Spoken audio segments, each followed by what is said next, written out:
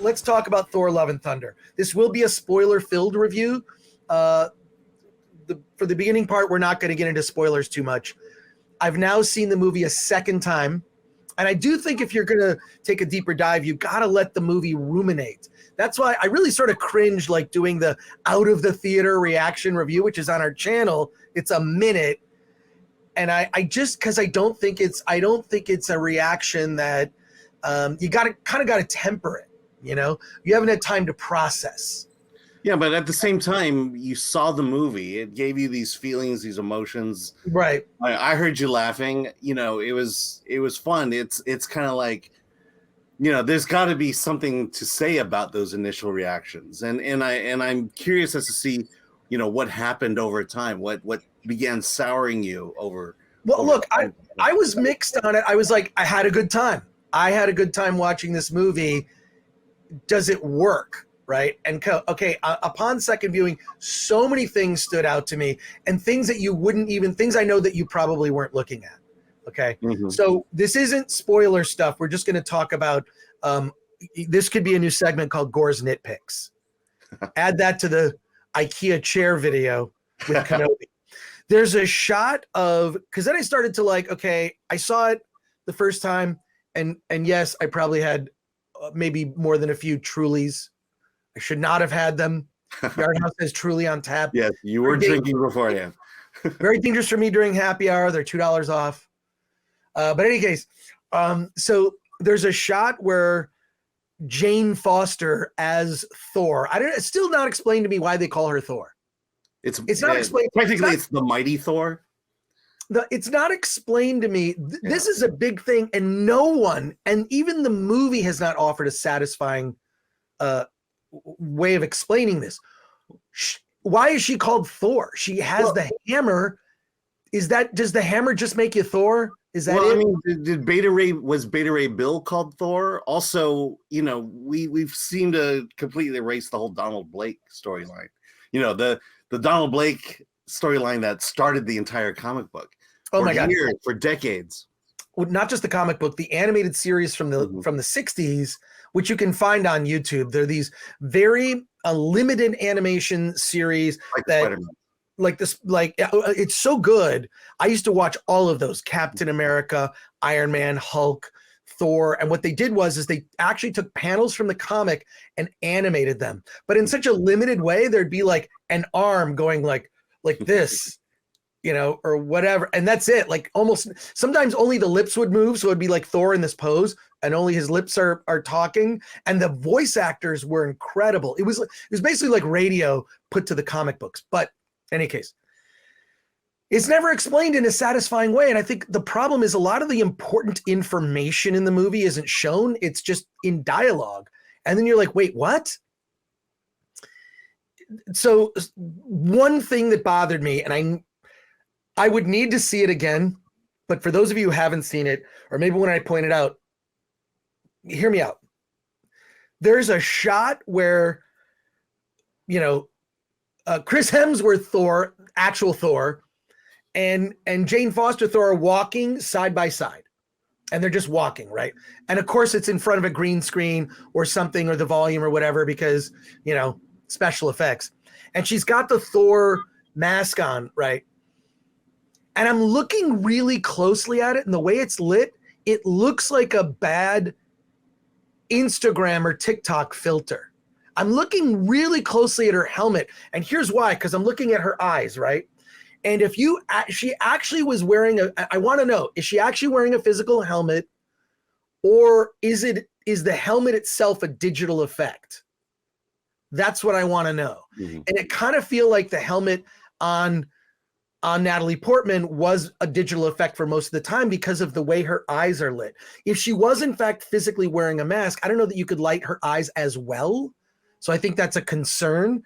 And it just looked kind of fake to me. I mean, a lot of the effects look cheap, you know, upon looking at them more carefully. A lot of the special effects to me look cheap. And in addition, the humor, before we get into spoilers, just want to say these are the things that really, really bug me. Okay.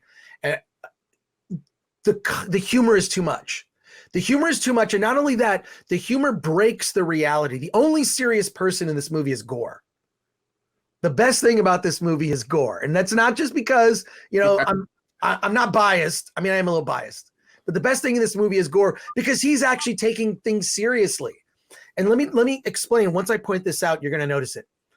In the original 1966 Adam West Batman television series, the characters in world, like in their reality, took everything with the utmost seriousness.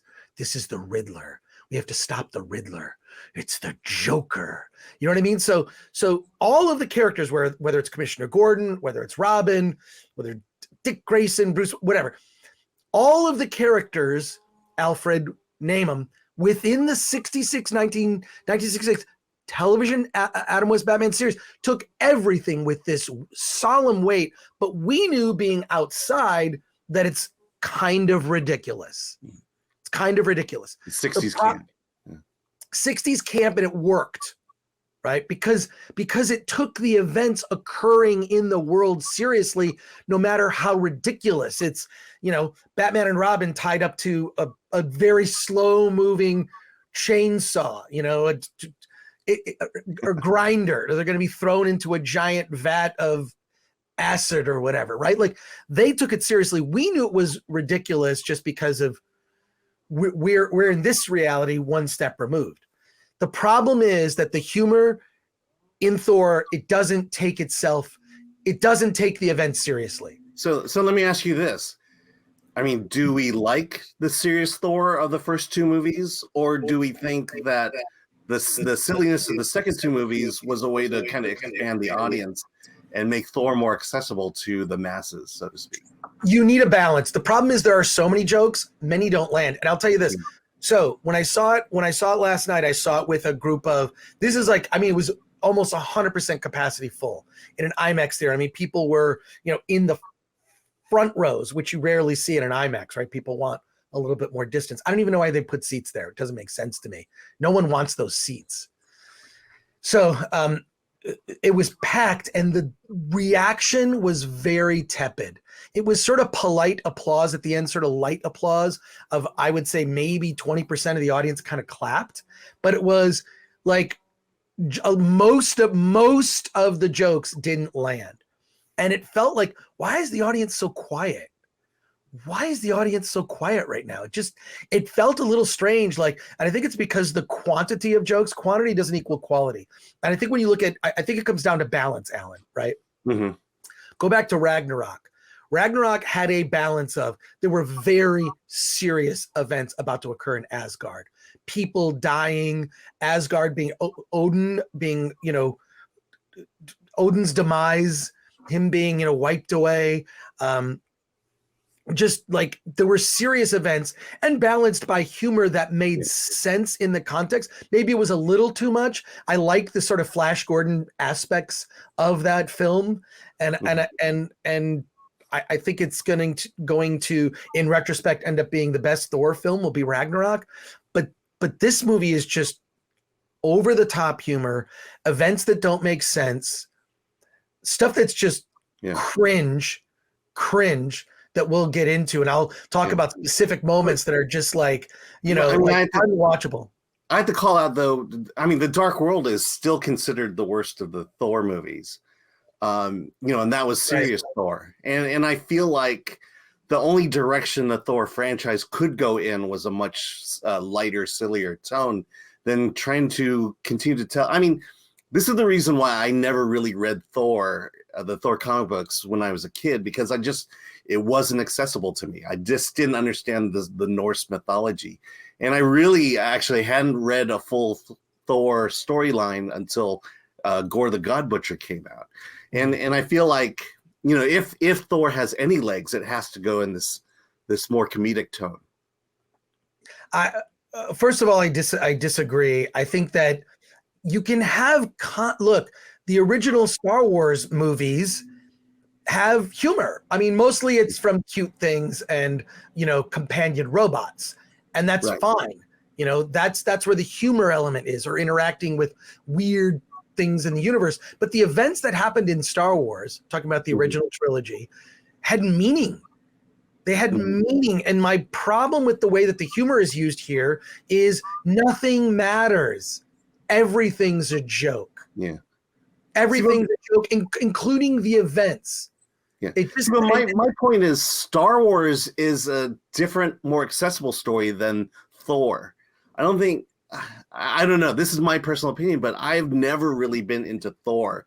And I didn't, I kind of liked the first Thor because it made it somewhat accessible to me. But in terms of reading comic books, I stayed away from Thor for a very long time. And I think maybe it's, you could compare it to Star Wars, but Star Wars is a much better story than Thor is in terms of its overall lore. Right. Well, I just, and I hope my air conditioning isn't distracting right now. I don't know can you hear it? I don't know. Yeah, I can hear it now. Yeah. Chat. Let me know if you can hear it. Anyways, but look, my big problem is just nothing seemed to matter. It's just like, it's just a joke. It's just a joke. It's a joke.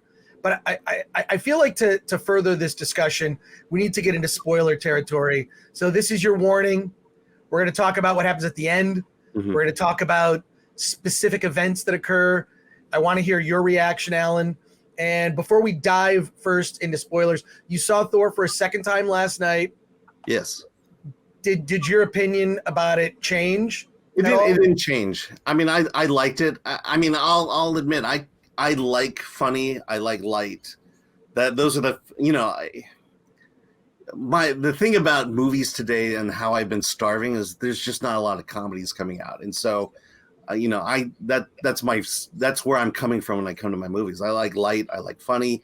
I like somewhat clever. And so I don't think much has changed. I don't think I've changed it better or for worse on this. Well, it changed for worse for me just because I realized that most of the important events are just sort of, spoken in dialogue, which I feel like you just need to see those things more. They don't, like, for example, just Jane Foster becoming Thor. Okay, you see her looking over the pieces in this sort of museum thing. Okay, so we assume that she steals it and becomes Thor. Shouldn't there have been at least a flashback where she's like, I am using this as a therapy for my cancer, right? This is, I hope that, because she just, nothing about her character from the first two movies, she's not in the third film, thankfully, because they never had any chemistry. I feel like maybe this is the only thing in this that maybe is that there's kind of a little chemistry finally.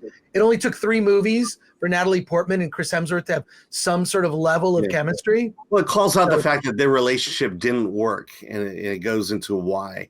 But at the same time, one of the praises you gave the movie was it was under 2 hours. Yes, that's still praise. The stuff you want. Get me out of there quick. Get me out of there quick. But there's nothing that shows like, well, how did she just? So she's suddenly just Thor because she puts on a costume. And the other thing is, you mentioned this before we started recording. Why is it that you can humiliate and have all this stuff happen to Thor, and that never happens to any female characters? It just you're just not allowed to have female characters fail or suffer any true humiliation and see them grow and persevere. That is reserved only for the male characters. And look, if you're a fan of this stuff, I think it does a disservice to it does a disservice to those characters by not showing their struggles.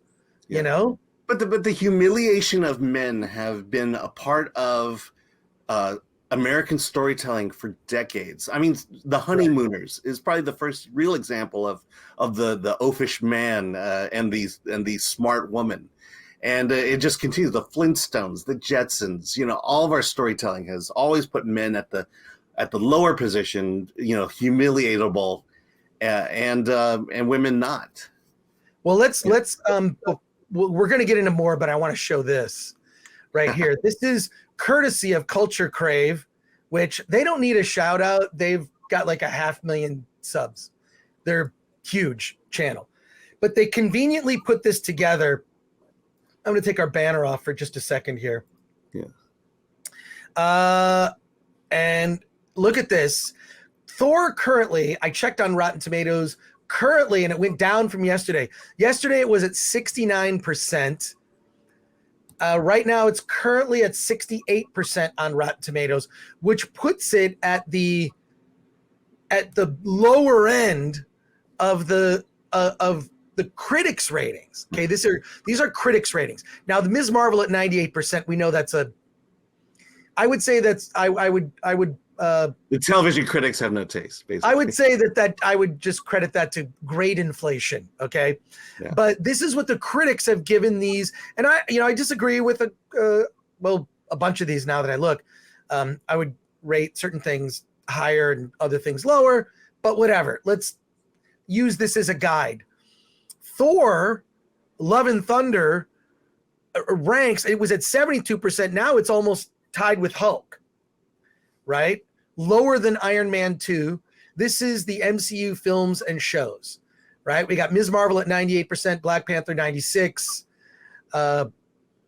Avengers, is that Endgame or Infinity War? I can't tell. My eyes, my screen is, yeah, that's okay. 94% for that. Iron Man 94%. What If 94%. Thor Ragnarok 93%. That's the highest rated Thor film. Spider-Man No Way Home 93%. Anyways, I mean, this is, well, it's at least a way to judge where these things stand. But Thor Love and Thunder currently 68% and probably will not go higher. Looks like it may even end up going lower. I mean, Eternals at 47% totally makes sense to me. Yeah. That's one that the critics got right. I mean, there's like 264 reviews for Thor Love and Thunder, so it's not moving up unless another 500 come in. It's not moving up. Yeah. Not moving up at all. So that's where we're at. Like, I don't know. I just, so many things were cringe. An example, let me give you a big example. So Gore's big plan is to steal all the children of Asgard and hold them hostage so that he can get Thor to come see him so he can kill him, because he likes to kill gods, because a god allowed his people to die, including his lovely daughter. And then now he wants to kill all gods because he has the special magic sword that can kill gods. And this is his plan, right? And it just felt to me, you know what it felt like? Well, one, all the stuff with the kids feels like a Disney Plus show, because it's all like this very diverse group of kids, not just diverse, but there's like different races, which I actually like that. And so that's fine, And then they've got Heimdall's son, right? What's his name? Astrid, but Axel. But he says he wants to be called Axel, because that, Yeah. That might have been a comment about something. I don't know. It felt like it was. It felt like, no, I want to be called this name. Right. Okay. But all that stuff with the kids, it felt like Mad Max Beyond Thunderdome. How Road Warrior was a great movie. They did this follow-up, Mad Max Beyond Thunderdome, and it involves all these children. And then it's like, why are we throwing children into this story? It doesn't make any sense. And it felt like they were shoehorned in. So, yeah. All right. I think I got to turn off my air conditioner. I'll be right back. But Alan, keep waxing here. Yeah. I mean, I get it. I mean, first of all, I like the children only in the sense of, I like the idea of putting children in danger. This has been kind of a theme for me for a while, but I think films tend to coddle children. You can't do certain things with children. In this one, we're putting them in danger. The whole scene where Gore is confronting them with, just trying to convince them that gods will not be there to save them, to me was really interesting and probably my favorite. But they're I like the fact that they were there. I just felt like it could have been handled a whole lot better. Well, look, the stuff with the kids is annoying. It's really annoying. There's a shot where he sort of imbues them with powers, and they use sort of handmade weapons. And one little girl is holding like a stuffed rabbit, and lasers are coming out of the eyes of the rabbit, which might be a funny moment, but it's just cringe. It's just like, wait, what? Yeah, I mean, it could have been handled better. The whole point of the children, though, was Thor's. You know, you look at Thor's interaction with them at the beginning, where he doesn't know what to say to them. He doesn't know how to comfort them in their situation, and then that evolves over time as Thor. You know, there's definitely a story arc there that I'm pretty sure you didn't appreciate. Was kind of lost. No, it was dumb. Yeah. It was dumb. I didn't appreciate it. I see what they were trying to say. He can't relate to kids. Now, not only does he is he able to deal with kids, now he can now he's basically a surrogate dad, right? Or he's the stepdad to Gore's daughter, who somehow rises.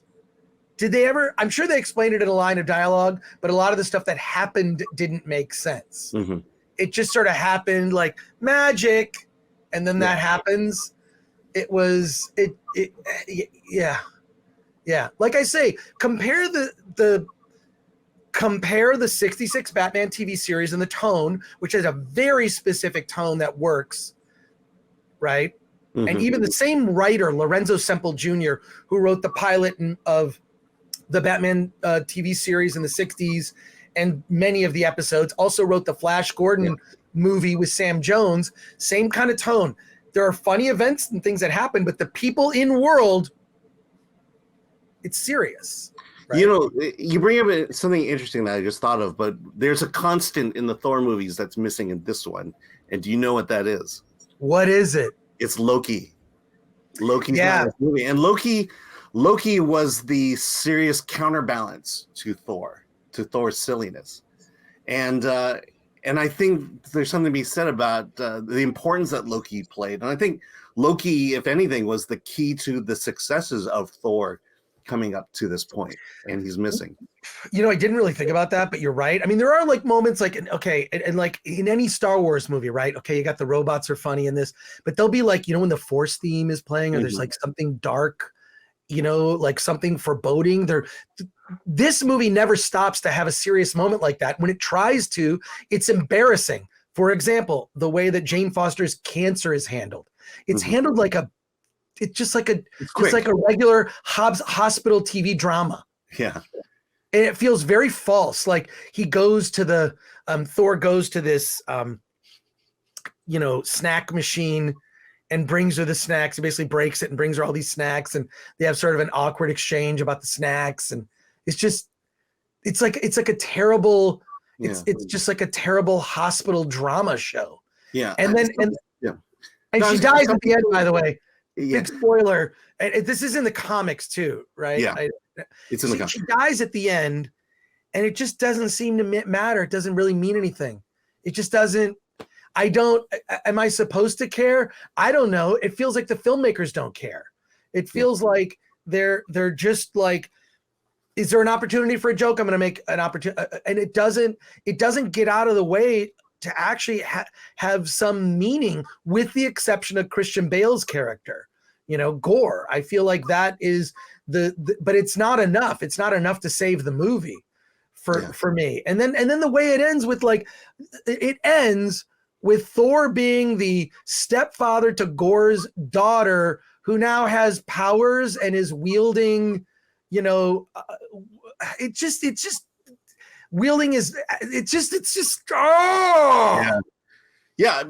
And that begs the question that I asked earlier is, I feel like they had to go in this direction to give the Thor franchise legs. Cause I'm not sure that, after Dark World, that tone was gonna, I think they lost faith in the serious tone with Dark World.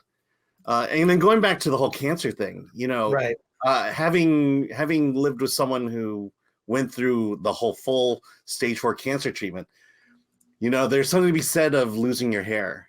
And I, for some reason, I feel like if they had allowed Jane to not have hair, that it would have brought a little more gravitas and a little more weight to that storyline. Yeah, but Natalie Portman's not going to shave her head, and those things, all those bald caps, I don't think they really work. They don't work. And then the kid who was doing chemo with her, had a full head of hair as well. And people have said that some people don't lose their hair. I'll tell you, most people going through chemotherapy lose their hair. Right. That's well, I mean, you can get a wig. Let's look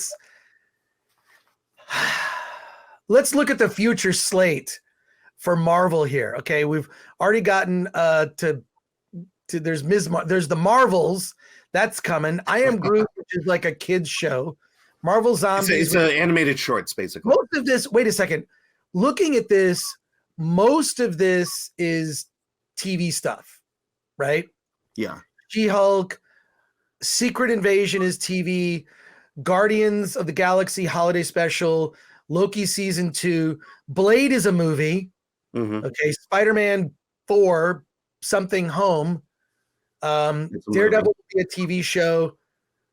Deadpool is a movie. Fantastic Four is a movie. Fantastic Four, who knows when that's going to come. 2024 would make sense. Untitled Shang-Chi sequel. Which is a television. Actually, the Shang-Chi sequel is something different than what's. What is it? I believe it's the creator, it's the director of Shang-Chi, and I think the rumor is he's doing Wonder Man. That's the rumor.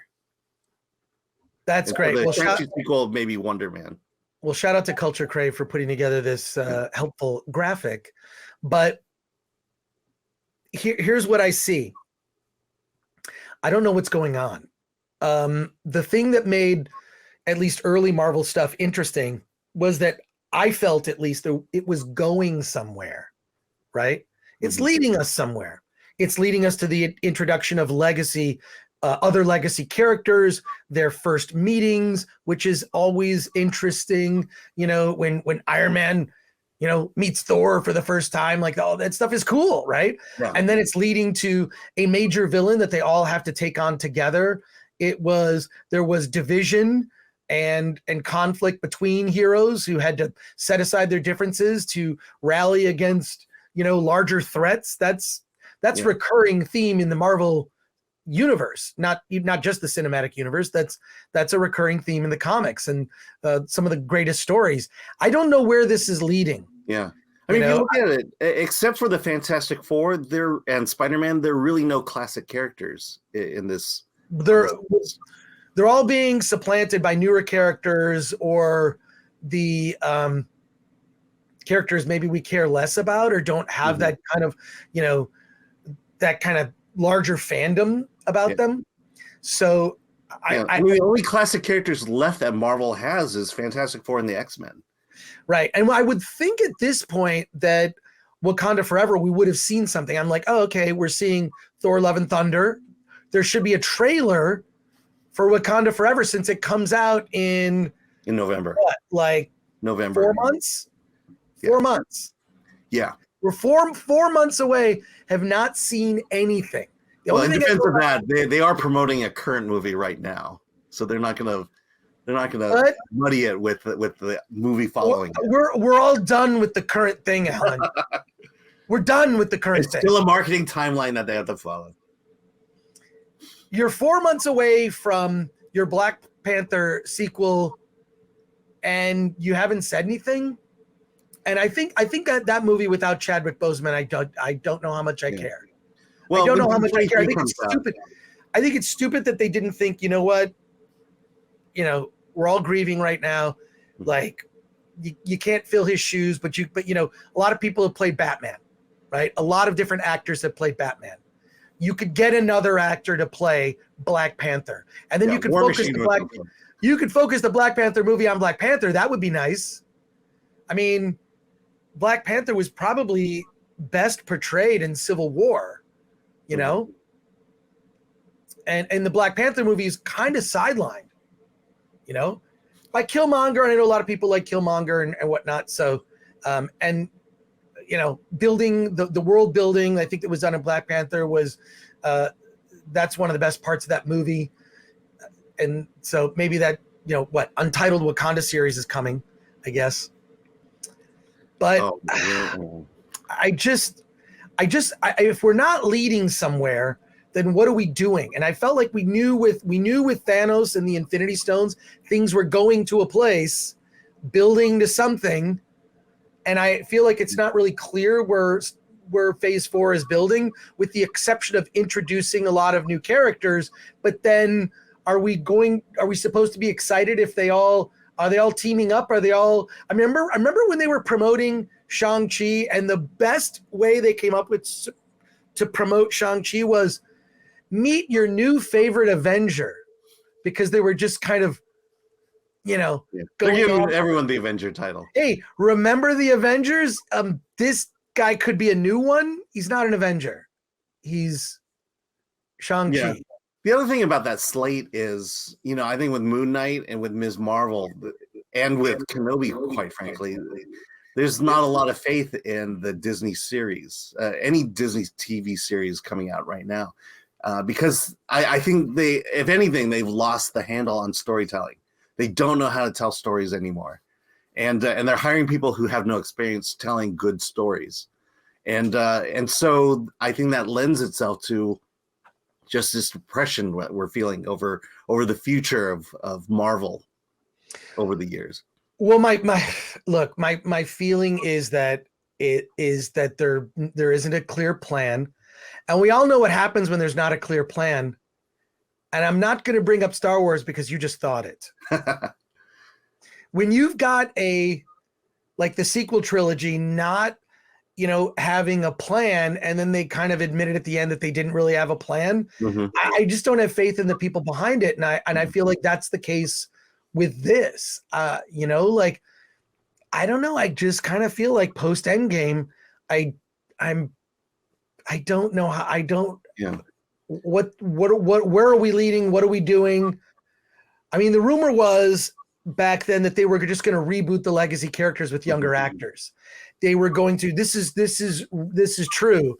But one of the ideas discussed is that all of the legacy Avengers characters, Tony Stark, Bruce Banner, Steve Rogers, they were all going to die basically and sacrifice themselves to defeat Thanos. And then this was an idea that was discussed. You can look this up. Captain Marvel was supposed to go back in time and pluck earlier versions of them and then bring them back to the present. And you would have basically rebooted all of the legacy characters with younger actors to continue the adventures of Captain America, Iron Man, all of that, right? I don't know how that would have played out or if it would have worked and what the fan uproar would have been, but that was an idea was discussed. And the more and more I think about it, initially, that's a stupid idea. You can't, Chris Hemsworth, you can't have someone else play Thor. I mean, maybe you could. But I'm just like, when I'm focused on, Jane Foster Thor's mask going, is that just a computer digital add-on? Because I think that Marvel's gotten lazy where it's like you just touch your face and your helmet just goes away. Like that was a cool thing that was in Guardians of the Galaxy, the first movie that Star-Lord used. Now everybody has that.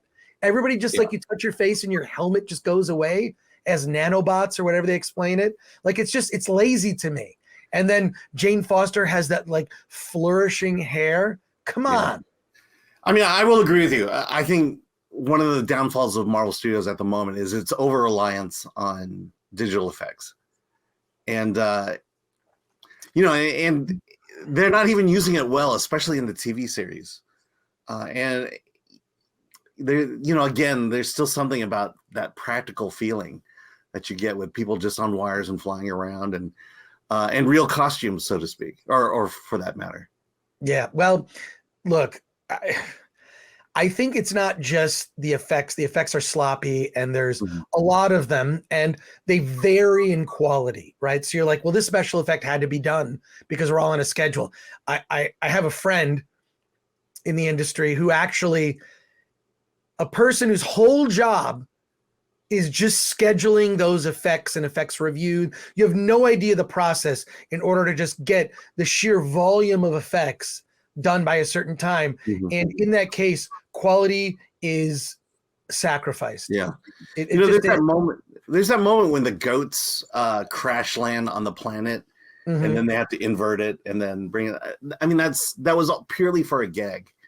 And it just, I mean, now I'm getting into your territory of now that I'm pointing this stuff out, like look at Jane Foster's mask when it's just a shot and they're side by side and they're walking and the mask looks fake. And I understand, I'm thinking like, well, did he do that because you needed to light her eyes? Like just because if you've actually got a physical helmet on, it's going to be restraining to the actor. In addition, you're not going to be able to light eyes as well. Yeah. So but it was all for the competition of costumes, basically, at that point. Right. It's Thor had possible. to outdo Jane's costume. These are the things that actually do matter, right? Like those little details.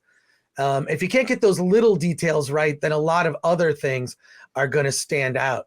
I could go on and on, but a lot of the stuff, like so much of the movie happens off screen or is like relayed in dialogue, and but not in a way that is good, that kind of is world building and whatnot. It's more in the lines of like facts you need to know to follow along in the story, or conveniently just write a line that will explain something that might have been better told by showing it. Perhaps the running time, I think the running time is actually helps the movie. Yeah. And I'm going to say, if forced to rank it, a 5 out of 10 in lower tier Marvel, the thing that saves it for me, this is why it even got a 5.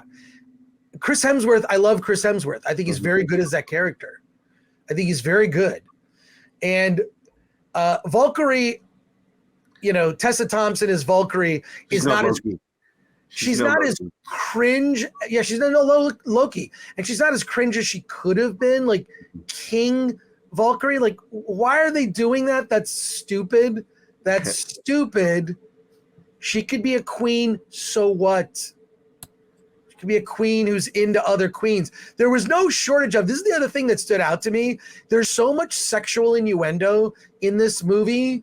So much. A lot, and it's just not necessary.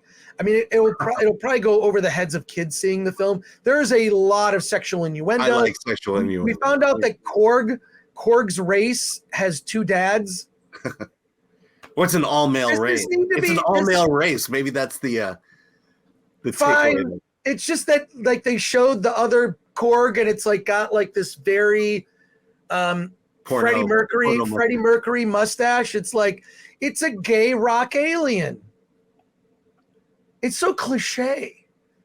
It was just, I was just like, after a while, like there's sort of like, you could do the check boxes of woke stuff, but I was like the check boxes of cringe just stood out. Whereas like, oh God, I don't know. All right. Let's go. We got a lot of comments here. We have more comments than normal. We're going to get to them all, I promise. So let's begin and hear what you thought. And we're just spoilers. Jane Foster dies at the end, but she doesn't die because in the freaking post-credit scene, she goes to Valhalla. So is Thor going to go to Valhalla and get to see Jane? She's not. I don't know. I guess, and look, maybe to defend that for a second, let me defend that for a second. In the comic books, they hardly kill off characters. They hardly kill off characters for good in the comics. They just don't. They're dead for like a year and then they're back somehow. Yeah. But that's a way to get you to buy the comics. Uncle Ben is the only person who died and never come back. Yeah. Uncle Ben from Spider-Man, dead and dead. I am told that we need to smash that like button. We've got over 300 people watching. We appreciate you all. We appreciate your comments. You're a part of the show. And so smash that like button. And if you're new to the channel, please subscribe. We're trying to grow this thing. We want to get to 50,000 subs. Once we get to 50,000 subs, we have something very special for you all. Very special.